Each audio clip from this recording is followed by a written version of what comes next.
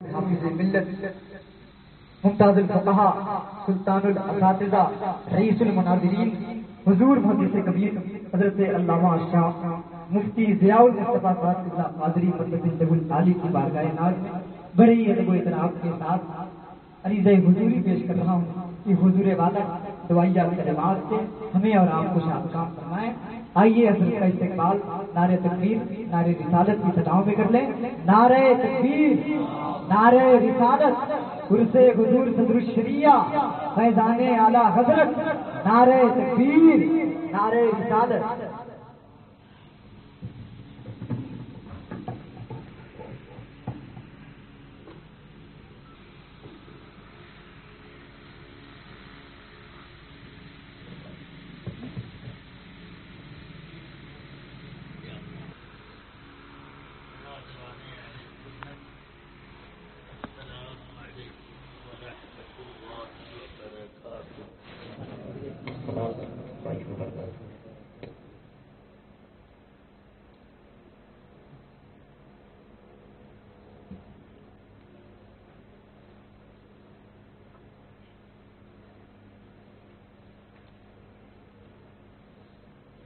سبحان الله وبحمده سبحان الله العظيم والصلاة والسلام على سيدنا محمد رسوله الكريم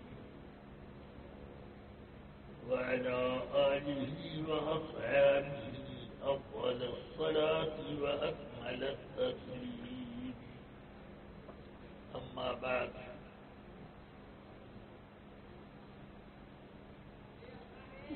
أعوذ بالله من الشيطان الرجيم إنما يخشى الله من عباده العلماء صدق الله العلي العظيم. ایک بار آپ تمام حضرات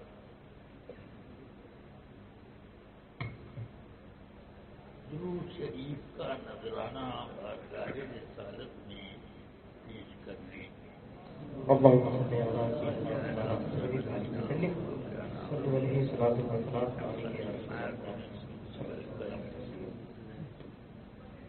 بعد آلہ وأصحابہ وبارک وسلم.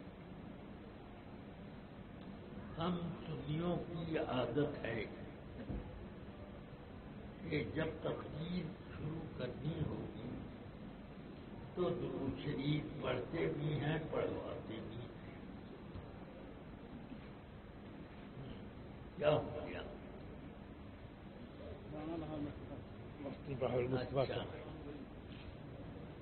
نعرہ تکبیر نعرہ رسالت علماء اہل سنت حضرت علامہ مفتی بہاء المصطفیٰ صاحب قبلہ نعرہ تکبیر نعرہ رسالت. تشریف رکھیں گے مسئلہ لگا دیجیے مسئلہ تشریف رکھیں. آپ چند منٹ تک میری گفتگو سماعت کر لیں. ہمارا طریقہ یہ ہے کہ جب تقریر کرنی ہوتی ہے سب سے پہلے درود شریف پڑھتے بھی ہیں پڑھوا لیتے ہیں. ایک تو اس میں ہماری سنیت کا اعلان ہوتا ہے اور دوسرے یہ کہ درود شریف پڑھنے سے باتیں درجۂ قبول تک پہنچتی ہیں.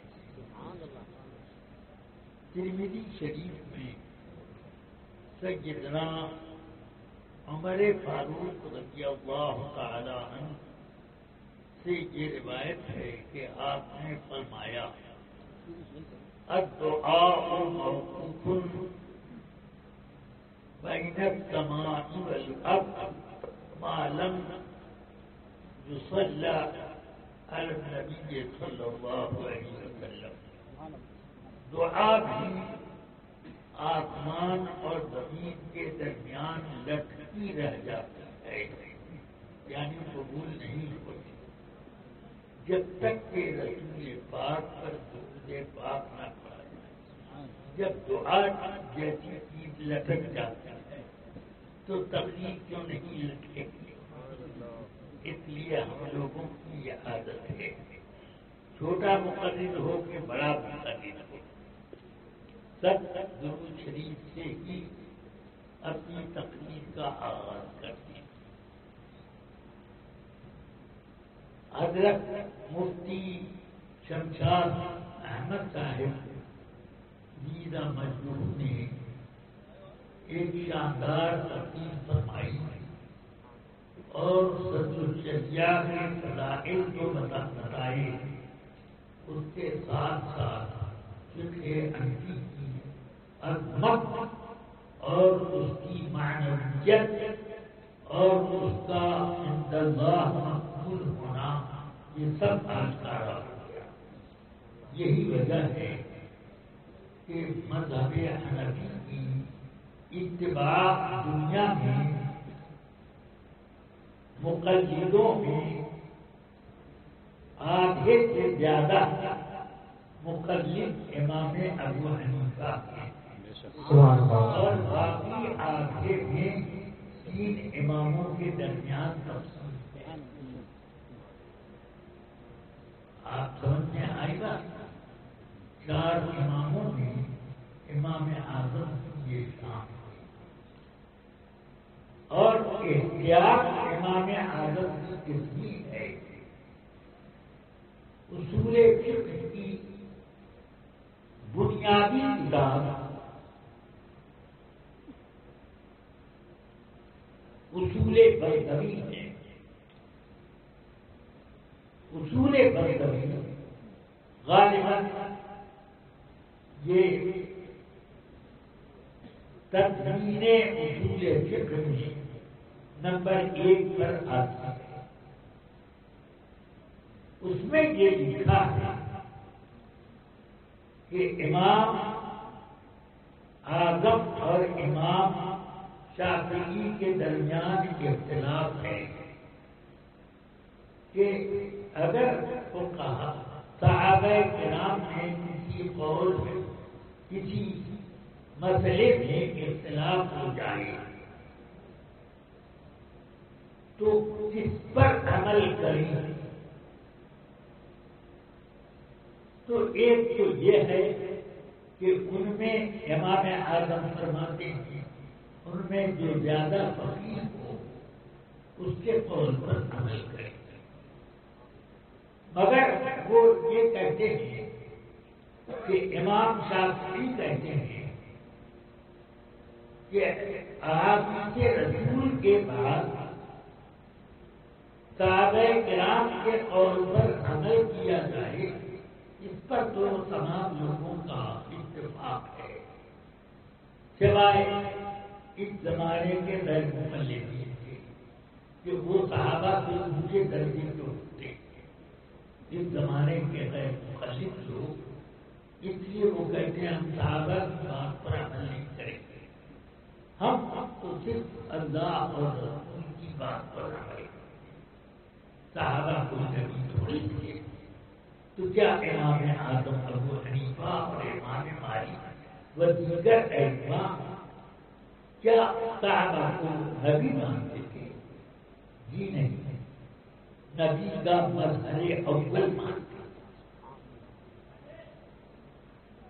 تو مظہر ہونے کے اعتبار سے یہ چاروں ائمہ اس بات پر متفق ہیں کہ صحابہ کا قول اگر حدیث میں مسئلہ نہ ملے تو صحابہ کے فتوے اور ان کے اقوال پر اور ان کے عمل پر آدمی اپنا عمل منتخب کرے، لیکن صحابہ میں اگر اختلاف ہو جائے تب امام شافعی کہتے ہیں کہ ہم قیاس کریں گے،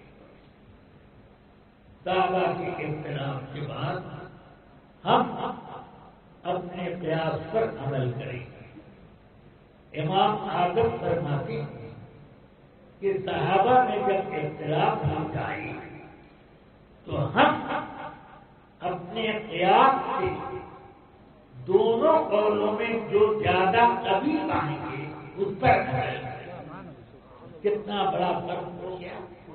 وہ کہتے ہیں کہ ہم اپنے قیاس پر عمل کریں گے، یعنی صحابہ کے اقوال دونوں طرف سے چھوڑ دیں گے، اور امام اعظم یہ فرماتے ہیں کہ جی نہیں، انہی دونوں میں سے ایک کو چننا ہوگا، کوئی تیسری رائے نہیں نکالنی پڑے گی۔ قیاس کے ذریعے سے ان میں جو زیادہ مضبوط ہو اس پر عمل کیا جائے۔ اس سے آپ اندازہ کریں کہ امام اعظم اپنے تفقہ میں کتنے محتاط تھے، اور کس قدر ان کو دلیلوں کے معاملے میں انضباط کا ملکہ تھا۔ بہرحال اس طرح کے بہت سے مسائل ہوتے ہیں۔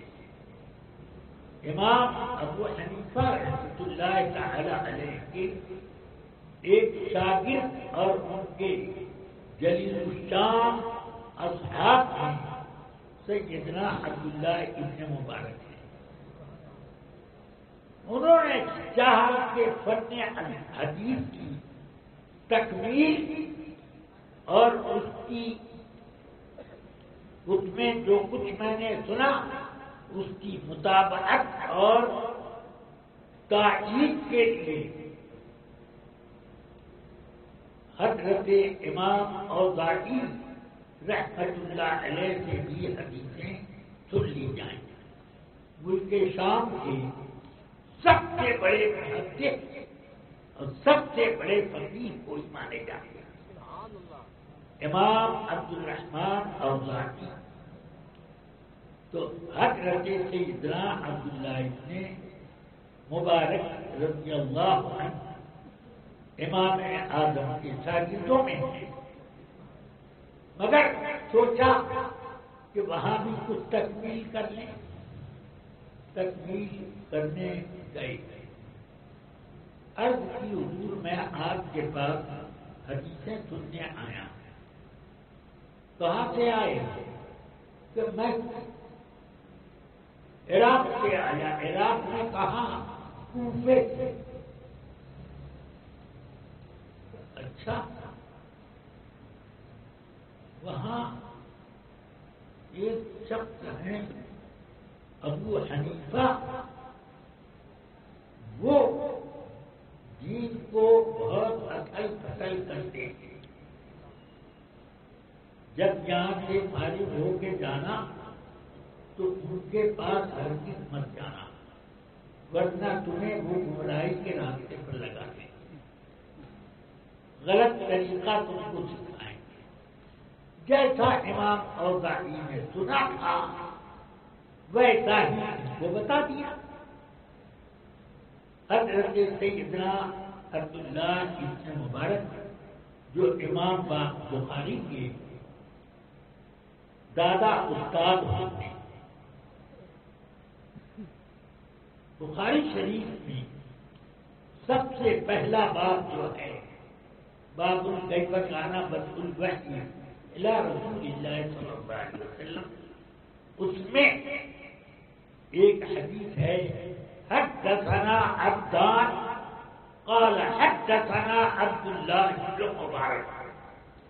اس سے سمجھ میں آ گیا کہ امام بخاری عبداللہ ابن مبارک کی حدیث خود تو نہیں سن سکے، ان کے شاگرد سے، تو اس لیے عبداللہ ابن مبارک کے شاگرد ہوئے محمد ابن مقاتل عن عبداللہ،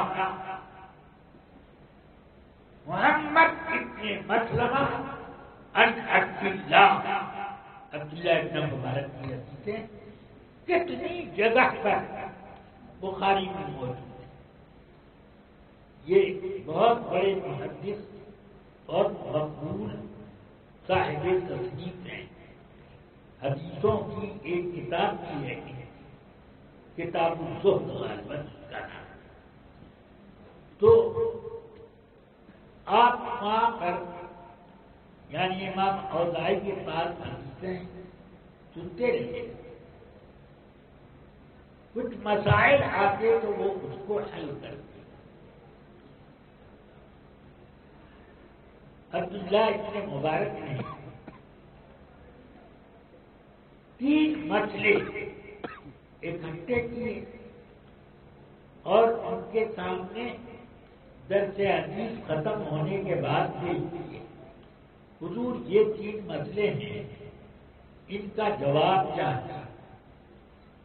انہوں نے کہا تو عجیب و غریب مسئلے تم پیش کر رہے ہو، اس کا جواب تو بہت غور و فکر کے بعد ہی شاید معلوم ہو سکے۔ تو سیدنا عبداللہ ابن مبارک نے کہا اگر اس کے جواب میں یوں دلیلیں پیش کی جائیں اور ان پر یہ اعتراض ہو تو اس کا جواب یوں کیا جائے، تب آپ کی کیا رائے؟ کہ تو خود خوب تم نے رائے بتائی، یہ تو بہت عمدہ چیز، تم نے میرے علم میں اضافہ کر دیا۔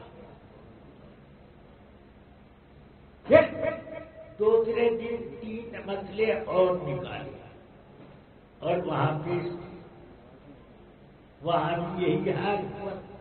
دوسرے دن تیسرے دن پھر مسئلے نکالے اور لے کر انہوں نے پیش کیا تو اس کا بھی یہی حال ہوا۔ امام اوزاعی سب سننے کے بعد ان کی دلیل، استدلال، بحث، مباحثہ سب سننے کے بعد کہتے ہیں یہ سب کہاں سے لائے ہو تم؟ کہاں سے یہ سب علم تم کو ملا ہے؟ ان کا حضور میں کیا بتاؤں کہاں سے لایا، یہ تو انہیں کی بارگاہ کا کرم ہے کہ میں نے اپنے دفتر میں ان کی بحثیں سب لکھی ہیں، وہی میں آپ کو بتا رہا ہوں کہ کون جن کے پاس جانے سے آپ نے مجھے منع کیا۔ ابو حنیفہ کی بات کر رہے ہیں؟ ہاں، ابو حنیفہ اتنے بڑے عالم ہیں کہ جی حضرت اس سے بھی بہت بڑے تھے۔ تو کہنے لگے کہ اس کا مطلب ہے کہ مجھے ان کے بارے میں غلط خبریں ملی ہیں، میں تم کو حکم دیتا ہوں کہ یہاں سے تم حدیثیں سن کر جب فارغ ہونا تو تم سیدھے ابو حنیفہ کی بارگاہ میں پہنچو اور زندگی بھر ان کی بارگاہ کو چھوڑنا مت۔ وہ تو علم کا سمندر ہے۔ ایک واقعہ حضرت علامہ عینی علی رحمہ نے شرح بخاری میں ذکر کیا، اور اس کے علاوہ بھی میں نے علامہ عینی سے پہلے کی کسی تصنیف میں بھی پڑھا ہے اس واقعے کو کہ سیدنا امام اعظم رحمۃ اللہ تعالی علیہ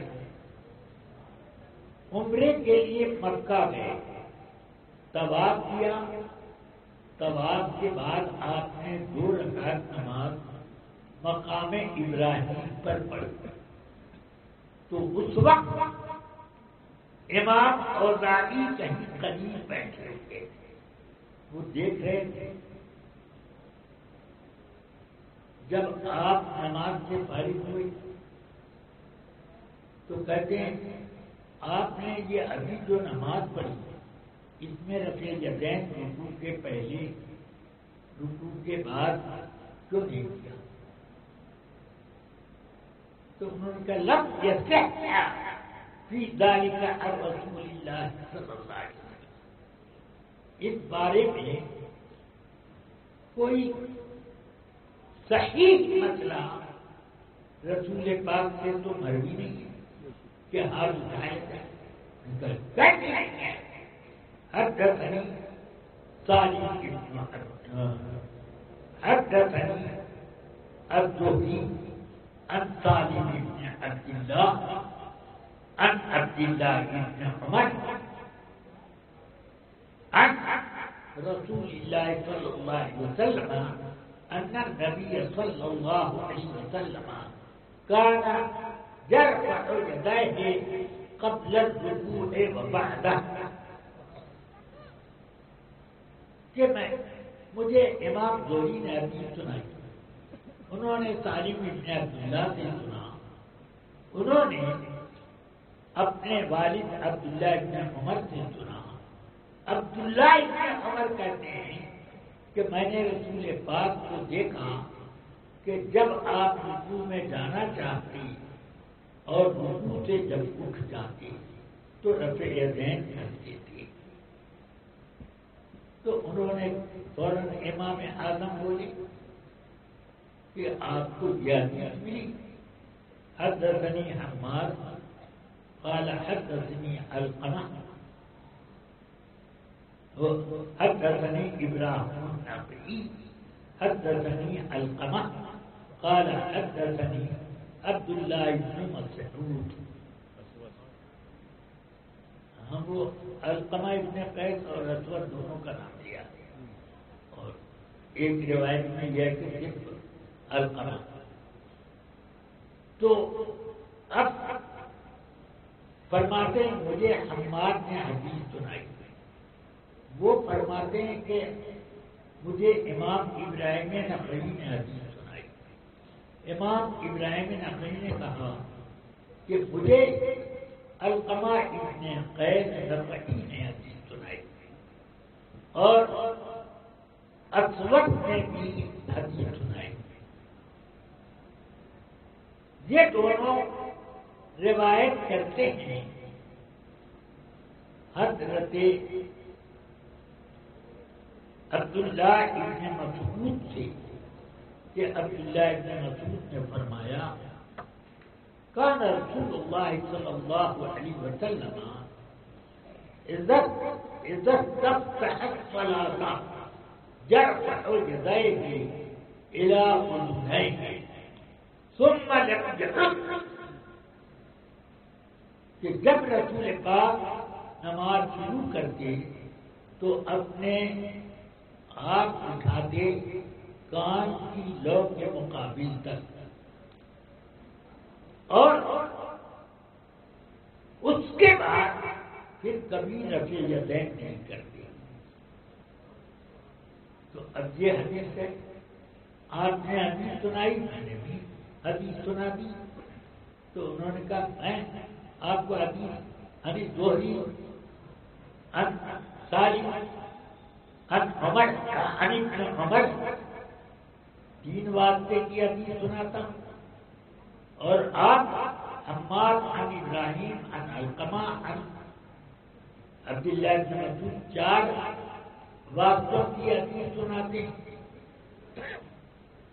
تو 3 والی زیادہ مضبوط ہوئی اور یہ 4 والی 4 واسطے ہو گئے تو یہ اس سے کم ہوئی. امام ابو حنیفہ نے کہا کہ آپ واسطوں کی تعداد دیکھتے ہیں اور ان کی استعداد علمی اور بصیرت کو نہیں دیکھتے. فرمایا سنیے، زہری سے بہت بڑے فقیہ ہیں حضرت حماد، افقہ من الزہری. حماد زہری سے بہت بڑے فقیہ. وہ روایت کرتے ہیں سالم سے زہری اور یہ روایت کرتے ہیں ابراہیم نخعی. ابراہیم نخعی امام وہ حضرت سالم بن عبداللہ سے بہت بڑے فقیہ ہیں، ان سے بڑے فقیہ. اور اب اس کے بعد عبداللہ ابن عمر کا نام آپ نے لیا عبداللہ ابن عمر کو صحابی ہونے کا شرط ضرور حاصل ہے، اس معاملے میں وہ بڑے ہیں، لیکن علقمہ ان سے زیادہ بڑے ہیں، اور عبداللہ ابن مسعود کی بات تو کیا ہے، عبداللہ ہیں، یعنی صحابہ میں اتنے بڑے فقیہ ہیں کہ فقہائے راشدین کے تفقہ میں یہ شمار کیے جاتے ہیں، اتنے بڑے۔ تو اس کے بعد یہ لکھا ہے کہ اوزاعی امام اعظم کی یہ گفتگو سننے کے بعد خاموش ہو گئے اور جواب نہ دیا، تو جواب ہوتا تو ضرور دیتے۔ اس کا مطلب یہ ہوا کہ صحت کے حساب سے اگر دیکھا جائے تو آپ تعداد دیکھتے ہیں اور ہم تفقہ دیکھتے ہیں، اور علمی بصیرت جس کی زیادہ ہوتی ہے وہ باتوں کو گہرائی تک سمجھتا ہے اور اس کو اسی کے بعد قبول کرتا ہے۔ ان بزرگوں نے جو بڑے بڑے فقیہ ہیں جب رفع یدین نہ کرنے کی حدیث سنائی تو یقیناً یہ حدیث اس روایت سے جو آپ نے بیان کی ابن شہاب ان سالم ان ابن عمر اس سے زیادہ صحیح ہے کہ اسی لیے خاموش ہو گئے امام اوزاعی۔ بہرحال یہ کام امام اعظم کا بولا دوبارہ، امام اعظم تو اتنی گہری نظر رکھتے ہیں کہ سیدنا امام اعظم کے سب سے بڑے شاگرد، سب سے بڑے صاحب بصیرت، صاحب تفقہ، صاحب استخراج، جو کہ قاضی قضات فی الشرع والقدر، امام قاضی ابو یوسف رضی اللہ عنہ، یہ جب امام اعظم کو منصور نے جیل میں ڈال دیا کہ ان کے عقیدت مند بہت بڑھ گئے ہیں، کہیں میرے لیے یہ خطرہ نہ پیدا کرے، اس لیے وہ جیل میں ڈال دیا۔ امام اعظم جب جیل میں رہنے لگے تو لوگوں کو مسائل سمجھنے کے لیے کسی بہت بڑے مفتی کی ضرورت تھی۔ امام ابو یوسف بیٹھ جاتے تھے مسند پر، وہی لوگوں کا جواب دیتے۔ ایک صاحب آئے، انہوں نے 3 مسئلے پیش کیے، تقریباً ایک ہی طرح کے تھے، اس کو میں آپ کو بیان کروں۔ ایک مسئلہ بتاتا ہوں۔ دھوبی کپڑا دھونے کے لیے لے گیا، اب اس کے یہاں سے وہ کپڑا ضائع ہو گیا، چوری ہو گیا یا سکھانے میں کہیں اڑ کے چلا گیا یا کیا، کوئی اٹھا لے گیا، کیا معلوم، بہرحال وہ کپڑا ضائع ہو گیا۔ اب وہ دھوبی میرے پاس آیا ہے، کہتا ہے کہ کپڑے کی دھلائی مجھے مزدوری، کیا کریں؟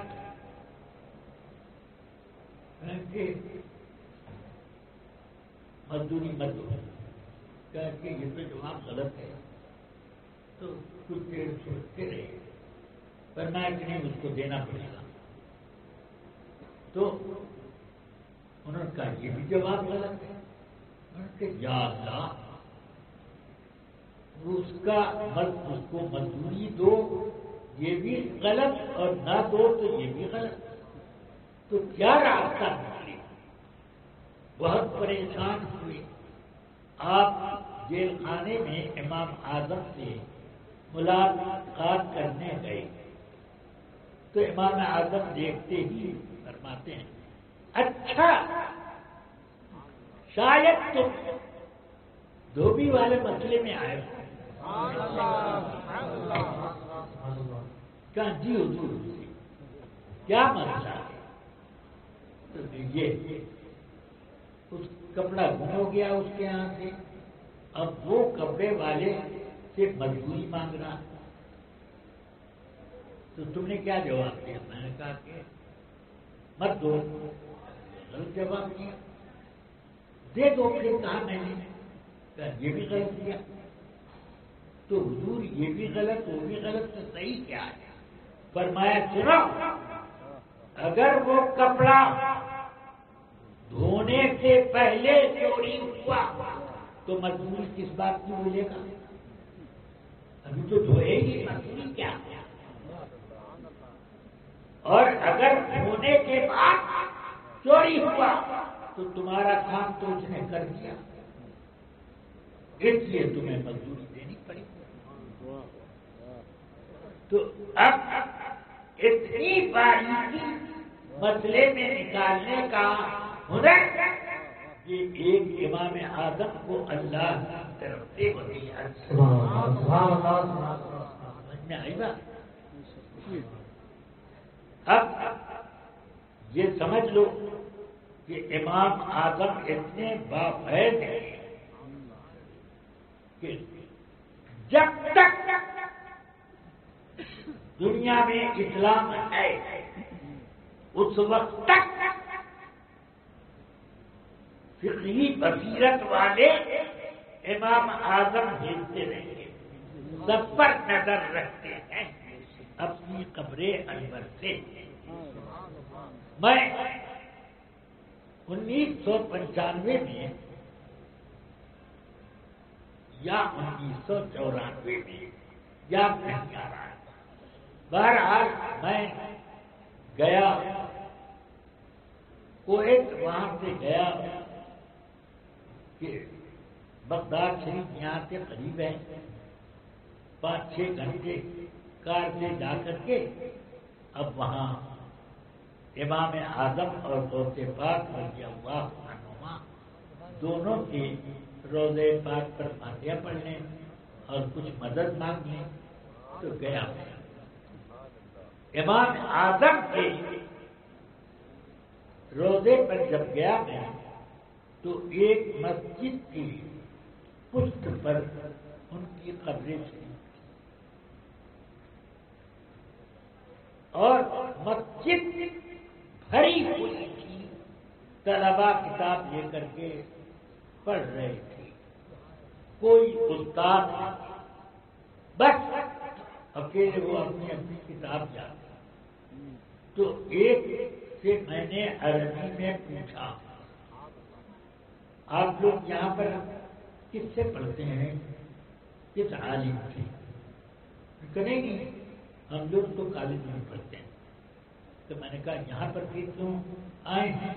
کہ دیکھیے معاملہ یہ ہے کہ ہم لوگ جب اپنی کتابوں کو یہاں یاد کرتے ہیں تو پٹ سے یاد کرتے ہیں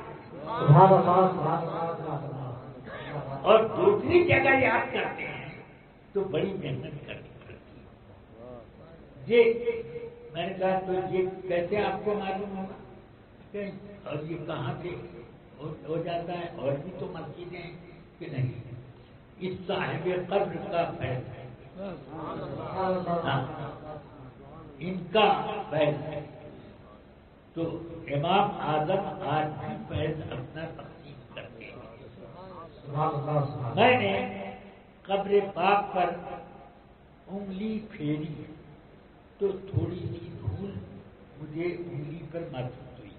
اس کو میں نے بسم اللہ کر کے اس نیت سے چاہتا کہ اللہ مجھے بھی تفقہ کا تھوڑا سا اجازت تو میں نے اس کو اس نیت سے لیا. بہرحال سیدنا امام اعظم کے فیوز و برکات اتنے جاری ہیں کہ امام احمد رضا قدس سرہ العزیز کو ڈائریکٹ امام اعظم کا پیغام ملتا تھا اور وہ گتھیاں وہ سلجھاتے کہ جن گتھیوں کو سلجھانا اس وقت کے علماء کا کام نہ تھا بلکہ ان سے پہلے کے علماء اس کو باقی چھوڑ گئے تھے.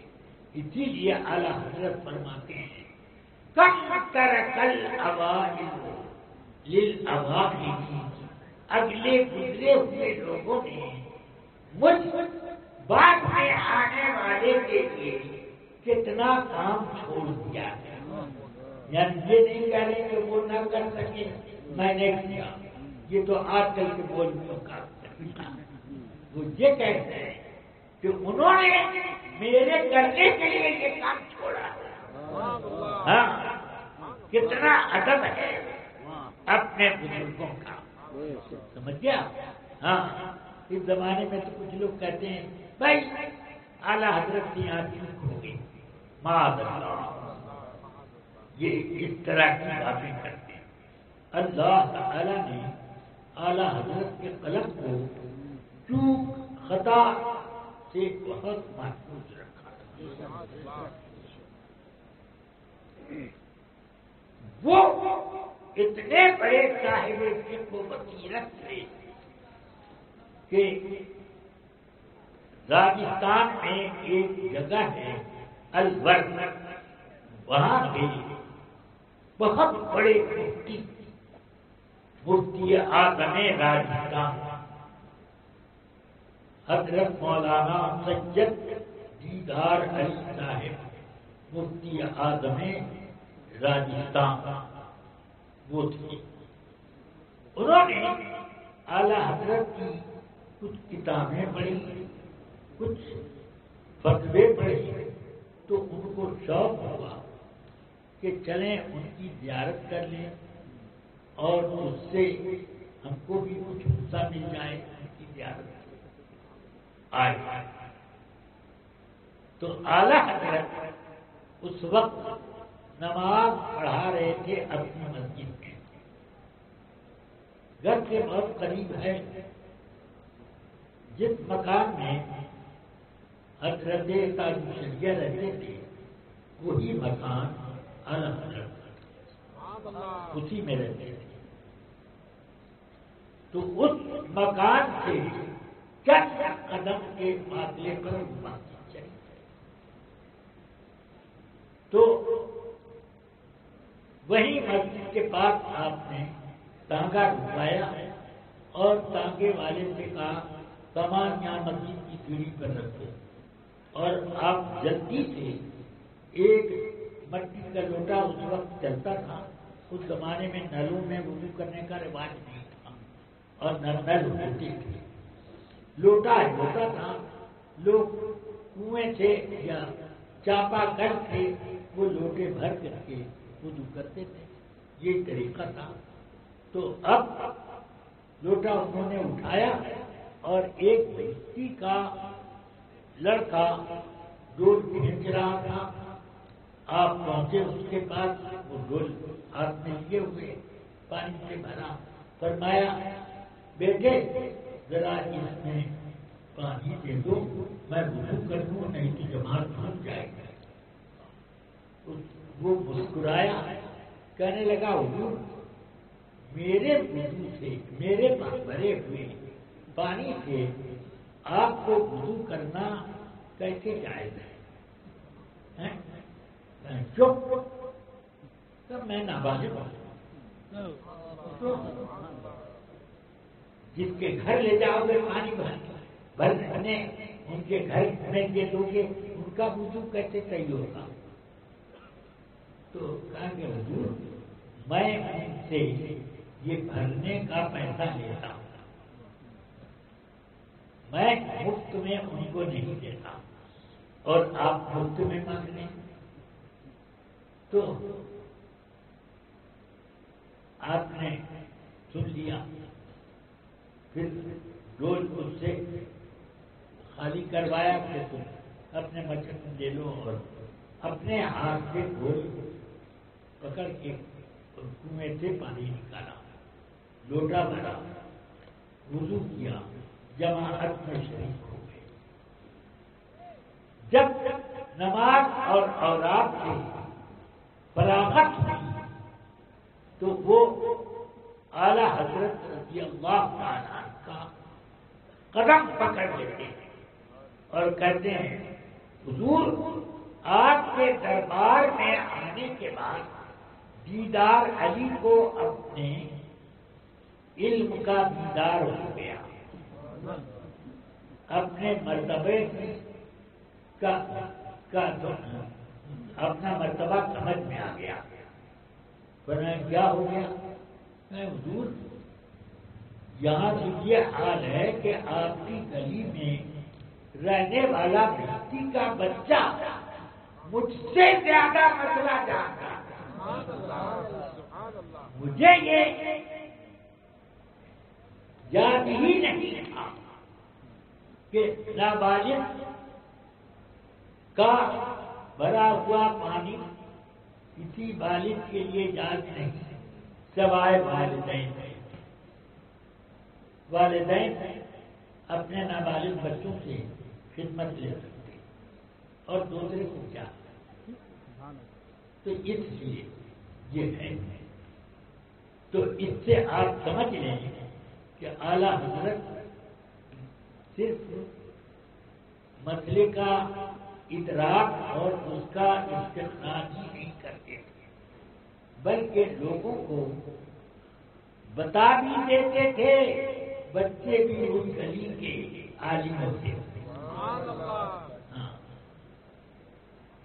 بہرحال جب اعلیٰ حضرت نے حضرت صدر الشریعہ کے بارے میں یہ فرما دیا کہ یہ تفقہ میں یہاں کے موجودین میں سب سے زیادہ ہے، کہ فرمایا یہاں کے موجودین میں تفقہ جس چیز کا نام ہے مولوی امجد علی میں زیادہ پائیے گا، یعنی ان لوگوں کو کم ہے، ان کو زیادہ۔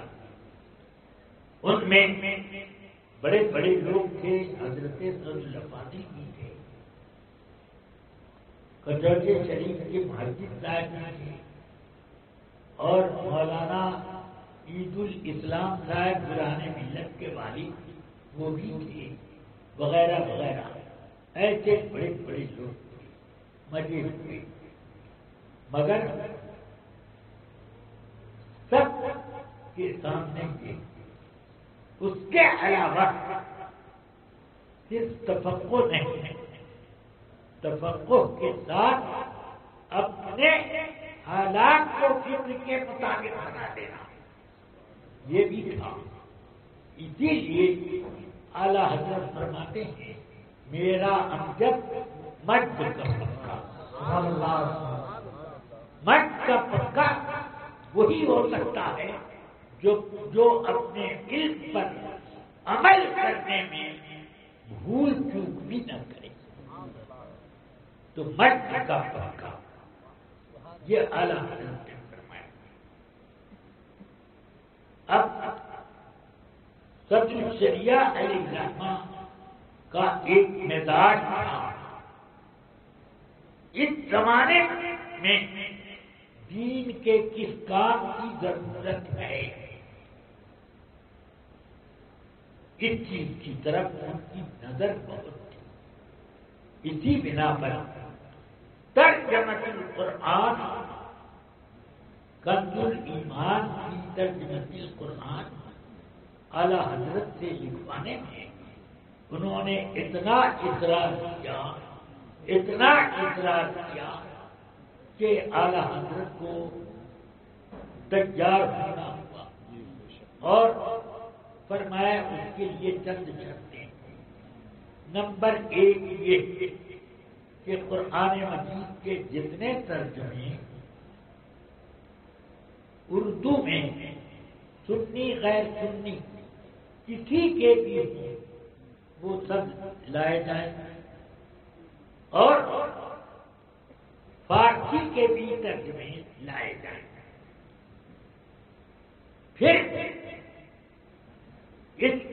ان ترجموں کو ڈاک پارسل سے نہ منگوائے کہ یہ ترجمے قرآن پاک کے ساتھ لکھے ہوتے اور ڈاک میں جو مال چلتا ہے اس کو اٹھا پٹک کر دیں تو قرآن مجید کی بے حرمتی ہو.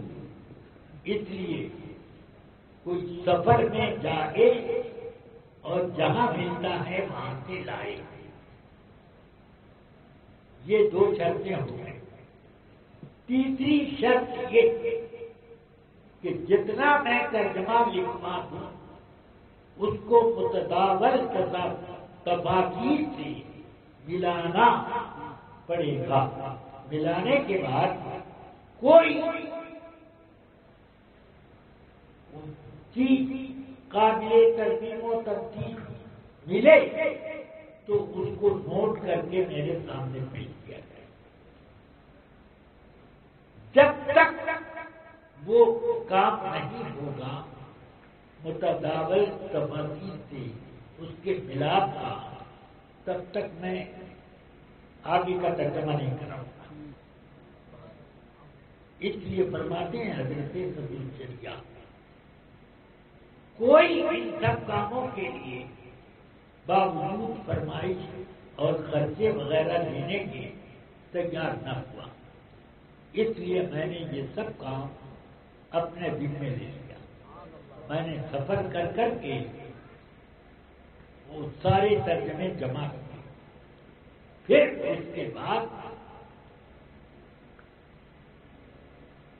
اعلی حضرت کے سامنے اپنا کاغذ قلم دوات لے کے بیٹھ گیا. اعلی حضرت نے 1 رکوع کا یا زیادہ ترجمہ کرایا. فرمایا کہ اس کو تفسیروں سے ملاؤ. فرماتے ہیں عشاء کے بعد سے لے کر میں 3 بجے رات تک متداول تفاسیر سے 1 رکوع کے ترجمے کا ملاپ کرتا تھا اور جو اعتراض کی جگہ ملتی اس کو بھی نوٹ کرتا. پھر میں اعلیٰ حضرت کی لائبریری سے نکلتا اور اپنے گھر آ کر میں کھانا کھاتا اور اس وقت تک یہ بات آپ نے فرمائی. میرے بڑے بھائی علامہ عبد المصطفیٰ اظہری علی رحمۃ سے یہ فرمایا کہ جب تک میں نہ آتا تمہاری والدہ کھانا نہ کھاتی.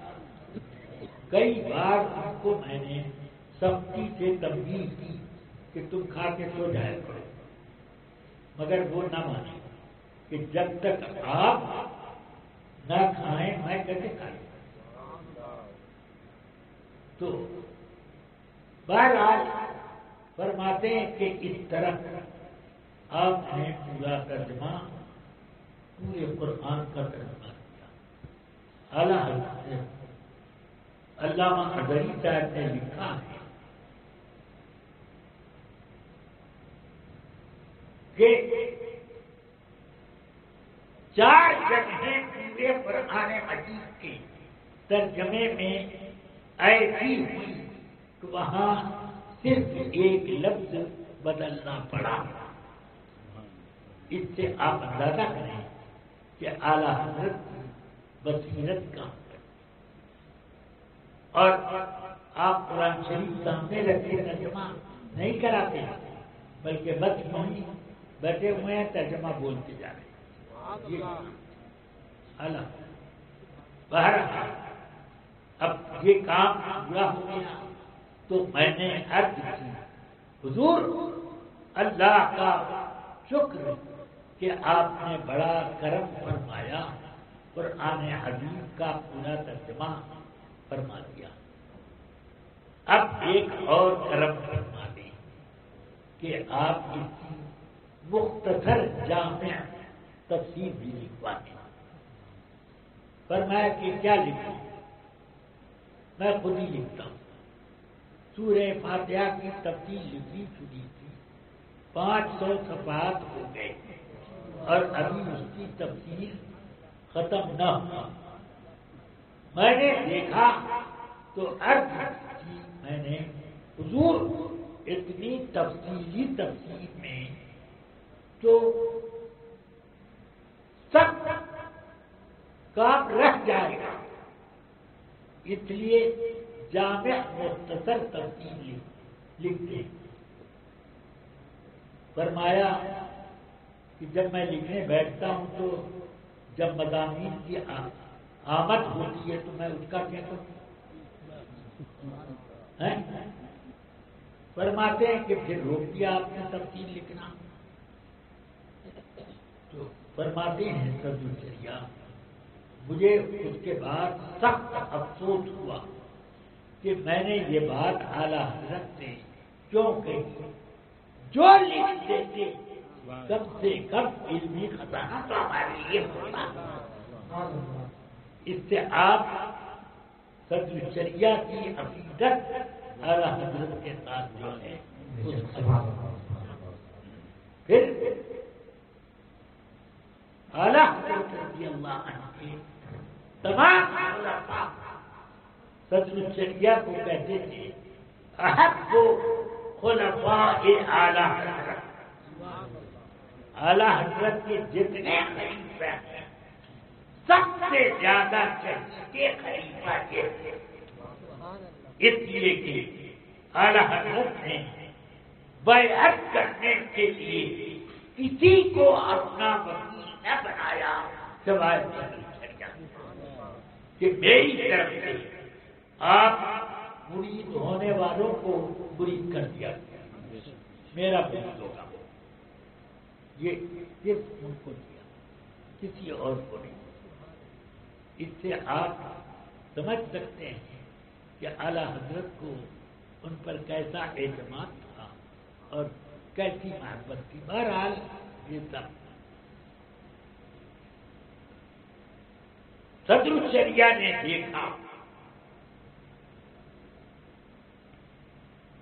کہ بہشتی زیور گھر گھر پہنچائی جا رہی ہے اور اس سے گمراہی پھیلنے کے خطرات ہو رہے ہیں۔ فوراً آپ نے قلم اٹھایا اور بہر شریعت لکھنی شروع کی۔ بہر شریعت کا دوسرا حصہ لکھ چکے تو فرماتے ہیں کہ مجھے خیال آیا کہ کتاب الطہارت سے میں نے شروع کیا ہے، زیادہ ضروری تو یہ بھی ہے کہ عقائد سے شروع کیا جائے۔ تو میں نے پہلے تو حصہ دوم لکھا تھا، اب حصہ اول لکھا بعد میں۔ بہر شریعت کا پہلا حصہ عقائد ہے، بڑے گہرے گہرے ایسے مسائل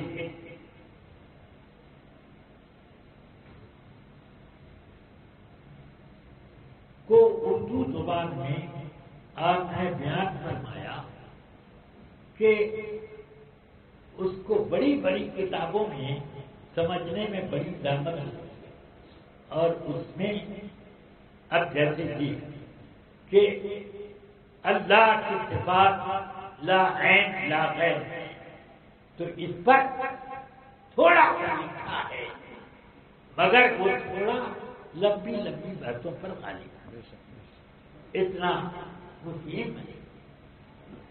بہرحال پھر بھی بہر شریعت کا حصہ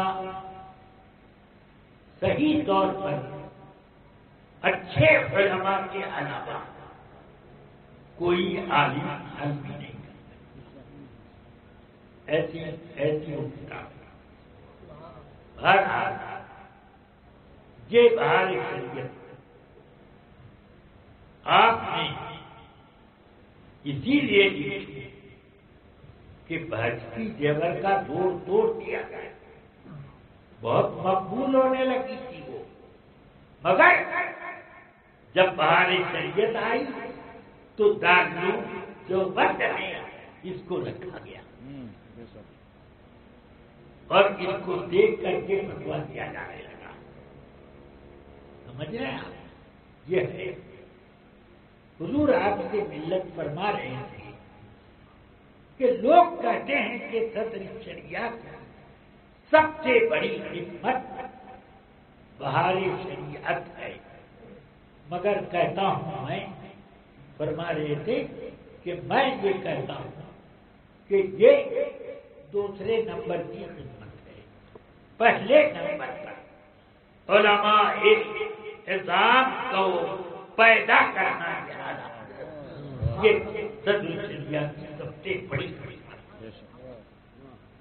ورنہ آج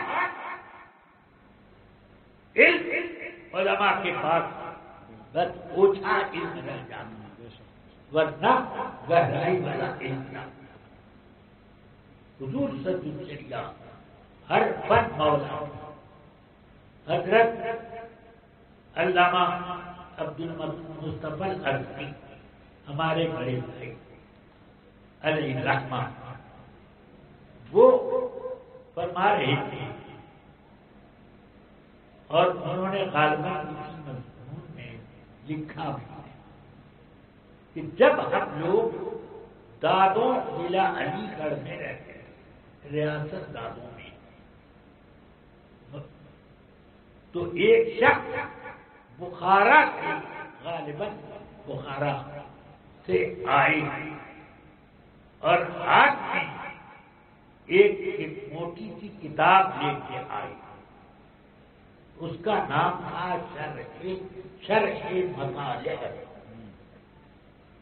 انہوں نے حضرت صدر شریعت کے پاس آ کر عرض کی کہ میں نے سنا ہے کہ علم منطق میں آپ کے برابر کوئی عالم نہیں، اس لیے میں آپ کے پاس یہ شرح مطالعہ پڑھنے آیا ہوں،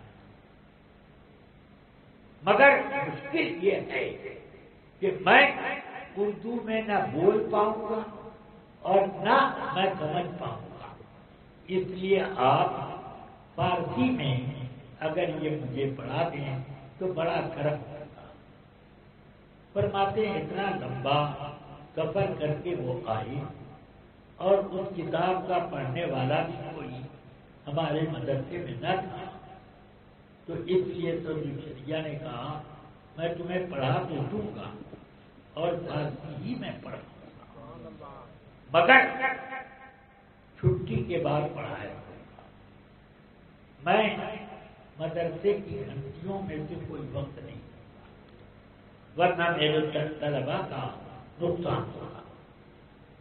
تو جب مدرسے کی چھٹی ہوتی تو حضرت بیٹھ جاتے اور فارسی میں اس کتاب کی تقریر فرماتی، تمام طلبا حیرت زدہ رہتے، بلکہ علماء بھی حیرت میں رہتے کہ ایک تو فارسی میں اور ایسی شاندار تقریر کہ جہاں تک بڑے بڑے لوگوں کی بصیرت نہ ہو۔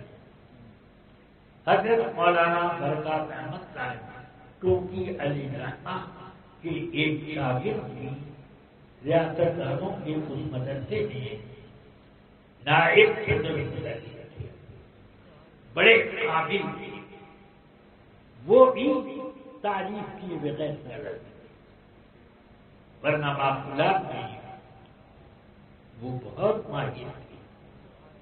بہرحال صدر شریعت علی رحمہ جب آپ سے معذور ہو گئے تب آپ کا قلم رکا، ورنہ آپ کے منصوبوں میں یہ بھی تھا کہ بہار شریعت کو مکمل کیا جائے. 3 حصے باقی رہ گئے تھے.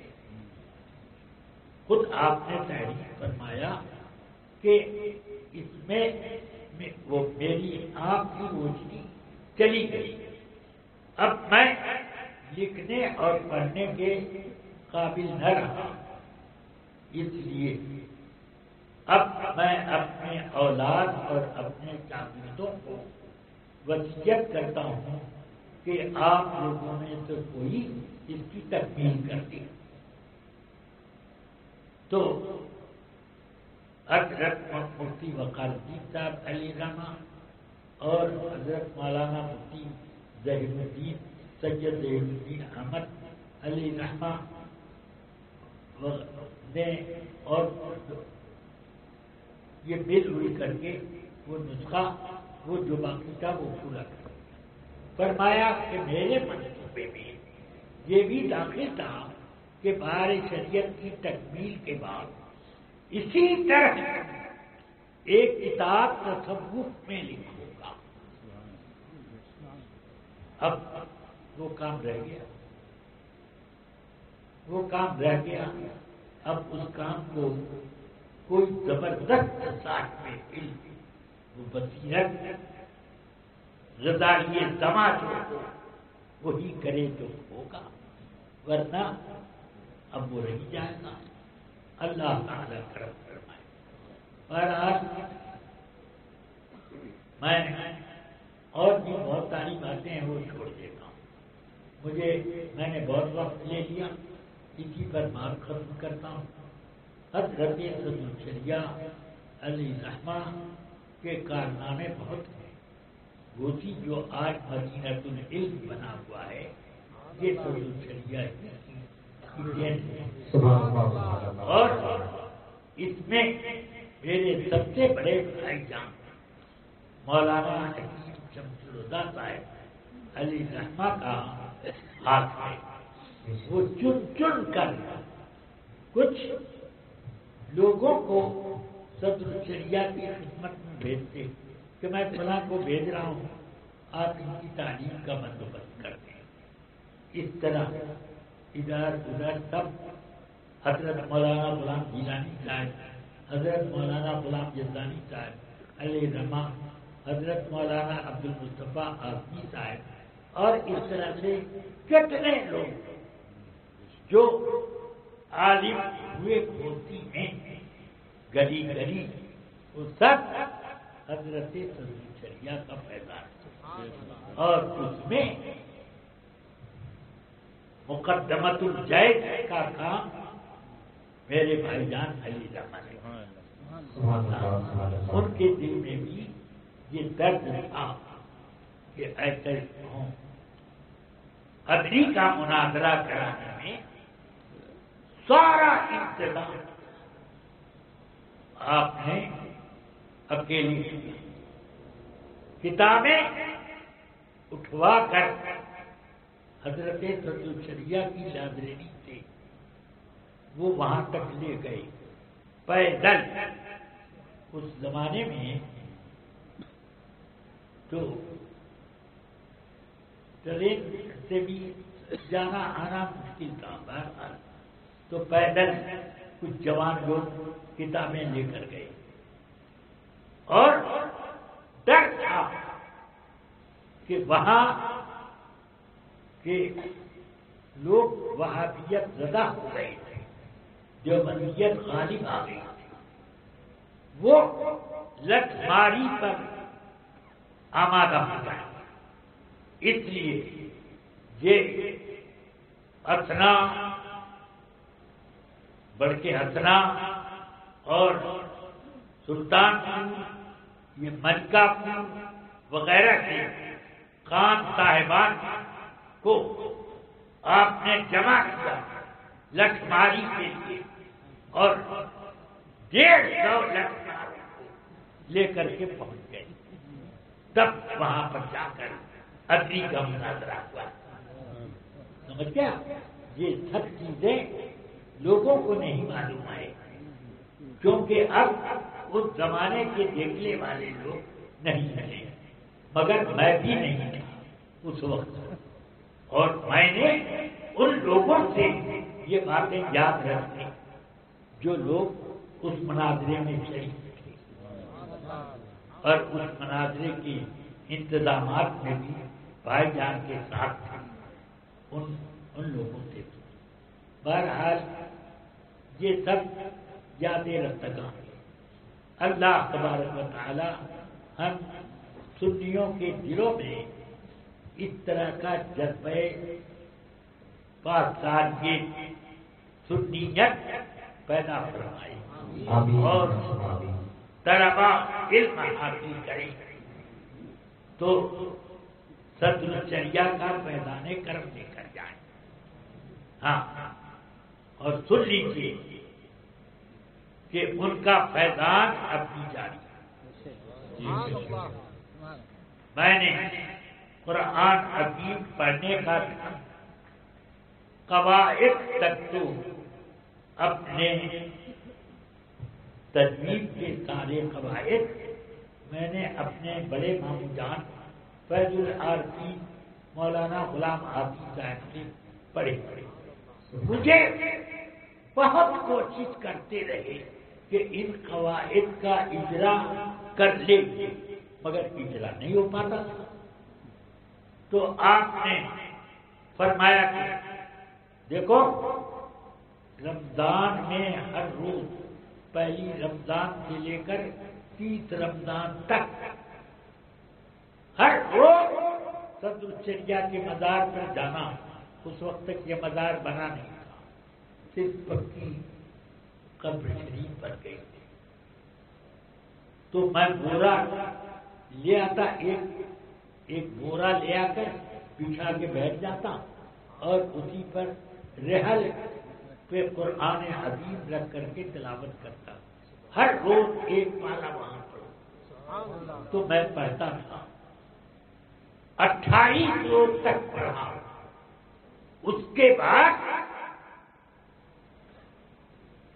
29ویں روز خوب بارش ہو گئی، کیچڑ ہو گئی، تو 29 اور 30 کو میں نہیں جا سکا۔ 28 روز پڑھا، مگر الحمدللہ تجوید کے تمام قواعد میری زبان پر چڑھ گئے۔ یہ ان کی تعلیم ہے، سمجھ گئے؟ یہ انہی کی تعلیم ہے، ورنہ یہ کہاں زبان چلتی نہیں تھی۔ یہ ہو گیا، اب میرا یہ ہو گیا ہے۔ قرآن شریف تو قرآن شریف ہے، عربی کی کوئی کتاب پڑھنا تو آپ کہیں کی بھی کوئی عبارت مجھے دیجیے، مگر قواعد تجوید کے مطابق پڑھوں گا۔ کوئی سواد اور سین میں التباس نہ ہوگا، ہاں، اور ہے اور اے میں التباس نہ ہوگا، سال اور دے میں اور وہ میں کوئی التباس نہ ہوگا۔ اس طریقے کا میں ہمیشہ اپنے عربی عبادتوں میں بھی یہ ملحوظ رکھتا ہوں اور پڑھتا ہوں۔ تو یہ سب باتیں میں نے آپ طلباء کرام کے لیے کہی۔ آپ لوگ جہاں کمال ملی، اگر سے پتھر تھے اور اگر سے قبر تھی، تو ضرور چاہو اور وہ کمال وہاں سے حاصل کرو۔ سمجھ گیا؟ اب تک میں وہاں سے درسگاہیں یہاں منتقل کر لیتا ہوں، عمارتیں بنا کر کے نیٹ ورک سے یہ یہاں پر کام چالو کر دیتا، مگر صرف اس وجہ سے کہ وہاں پر طلبا مطالعہ بھی کر لیتے ہیں جا کر کے، اور کچھ سبق یاد کر لیتے ہیں، ان کو فیض ملے گا، اس لیے یہ کر رہا ہوں، ابھی چھوڑا ہوا۔ مگر اب جگہ وہاں تک ہونے لگی پڑھانے کے لیے، اس لیے میں اب اپنا منصوبہ تبدیل کروں گا اور اللہ سے دعا کروں گا کہ سب چڑیا کا پیدا یہاں بھی جاری ہے اور اس میدان کو لوٹنے کے لیے ہمارے طلبا بھی وہاں تو صلی اللہ تعالی علی النبی الکریم وآلہ وصحبہ اجمعین برحمتک یا ارحم الراحمین. یہ گھر سے زیادہ لے لیا